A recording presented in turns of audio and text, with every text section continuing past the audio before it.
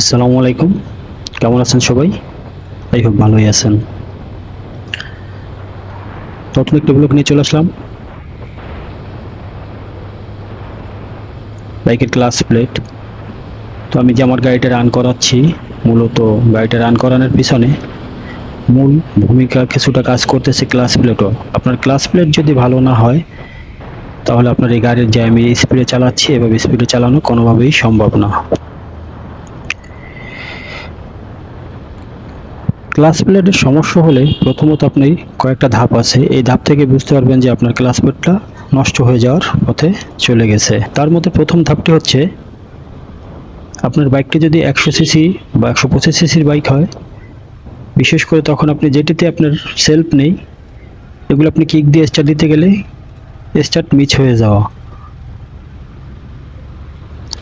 এটা হচ্ছে class plate আপনার নষ্ট হওয়ার একটি লক্ষণ। অনেক সময় আবার ক্লাস প্লেট অ্যাডজাস্ট করলেও এটা ঠিক হয়ে যায়, কিন্তু ক্লাস প্লেট নষ্ট হওয়ার লক্ষণের মধ্যে এই একটি লক্ষণ। দ্বিতীয় কারণটি, আপনি যখন বাইকটি স্টার্ট দিয়ে রান করতে যাবেন, তখন আপনার বাইক থেকে একটি কট কট কট কট করে আওয়াজ আসবে। তো এটা আপনার ক্লাস প্লেটের ভিতরে যে ফাইবার জাতীয় জিনিসটা থাকে, ওটা যখন হার্ড হয়ে যায় তখন এই আওয়াজটা আসে। কত সুন্দর ভিউ! আমার হাতের বাম পাশে ফুল নদী, এটা কর্ণফুলী নদী। এই রাস্তায় বিমানবন্দরের একটি রোড, দেখতে ভালোই লাগতেছে এবং বাইকটি চালিয়েও খুব ভালো লাগতেছে, কেননা ফাঁকা রাস্তা থাকে এবং দুই পাশে গাছ আছে যথেষ্ট, প্লাস হাতের বাম সাইডে নদী।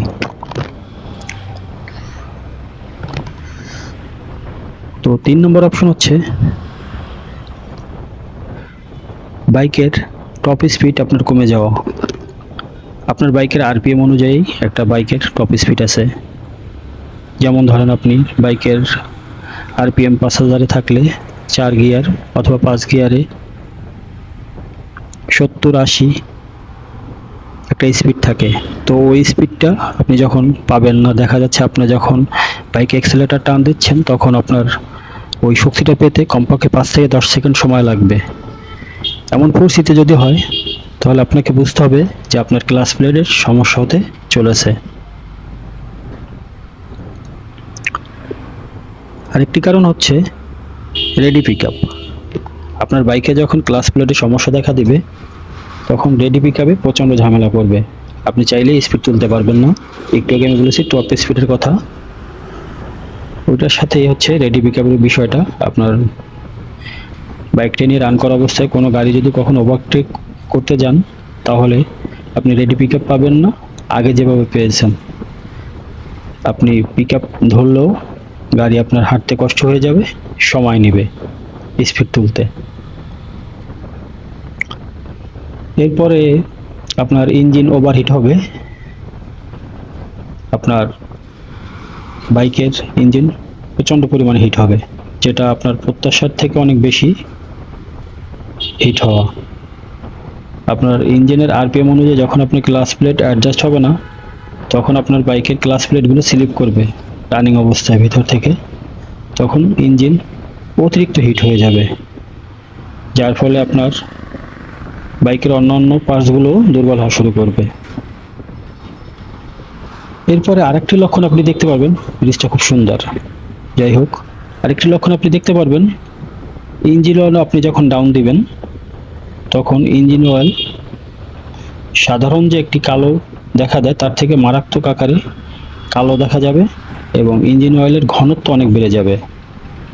ইঞ্জিন অয়েলের ঘনত্ব বাড়ার একটি মাত্র কারণ, আপনার ক্লাস প্লেট পুড়ে ওটার গুঁড়োগুলো পুরো অংশটা মোবিলের সাথে যখন ইঞ্জিন অয়েলের সাথে মিলে যাবে, তখন আপনার ইঞ্জিন অয়েল ঘনত্ব আকার ধারণ করবে। এই ধরনের যদি পরিস্থিতি সৃষ্টি হয়, তাহলে অবশ্যই আপনাকে বাইকের ক্লাস প্লেট চেঞ্জ করে ফেলতে হবে, উপায় নেই। এরপর আরেকটি কারণ হচ্ছে ক্লাস ফ্রি ফেলে কমে যাওয়া। আপনার বাইকের ক্লাসটা ধরলে আগে যেখানে ফ্রি ফেলে ছিল তার থেকে কমে যাবে, বারবার আপনাকে ক্লাস প্লেট টাইট দিতে হবে। তাহলে আপনি বুঝতে হবে যে আপনার বাইকের ক্লাচ নষ্ট হয়ে যাওয়ার সময় হয়ে গেছে, কিছুদিনের মধ্যে চেঞ্জ করতে হবে। তো এর মধ্যে আমি যতগুলি কারণ বললাম, তার মধ্যে আপনার বাইক যদি ইঞ্জিন অয়েল যদি কালো বের হয় এবং ঘনত্ব যদি বেড়ে যায়, তাহলে অবশ্যই ক্লাচ প্লেট চেঞ্জ করতে হবে। রেডি পিকআপও যদি কমে যায়, তাহলে অবশ্যই আপনাকে ক্লাচ প্লেট চেঞ্জ করতে হবে। এই দুইটি কারণে আপনার অবশ্যই ক্লাচ প্লেট চেঞ্জ করতে হবে। আপনি যদি সঠিক সময় ক্লাচ প্লেট চেঞ্জ না করেন, তাহলে আপনার বাইকের নানা ধরনের সমস্যা দেখা দিবে। আপনি চালিয়ে মজা পাবেন না, একটা অস্বস্তি ফিল করবেন, গাড়িটা ভারবার চলবে, কোনোভাবেই শান্তি পাবেন না গাড়িটা চালিয়ে। একটা অস্বস্তিকর পরিস্থিতি তৈরি হবে আপনার মধ্যে, যে আমি কি চালাচ্ছি, ঘোড়ার গাড়ি ঠেলে চালাচ্ছি না তো। সামনের ভিউটা খুবই সুন্দর। এটা ভোট ক্লাবের আগে একটি ওভারব্রিজ, বা পাশেই আবার এয়ারপোর্টের রোড। ওভারব্রিজটা দেওয়া হয়েছে পাশে একটি বে টার্মিনাল করা হয়েছে, তার কারণে উপরে ওভারব্রিজটি দেওয়া হয়েছে। চমৎকার একটি রোড।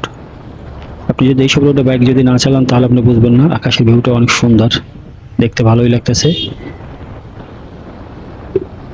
সামনের এই হাতের বাম পাশেই চিটাগাং ভোট ক্লাব এবং ডান পাশে এয়ারপোর্ট রোড আছে, একটু সামনেই।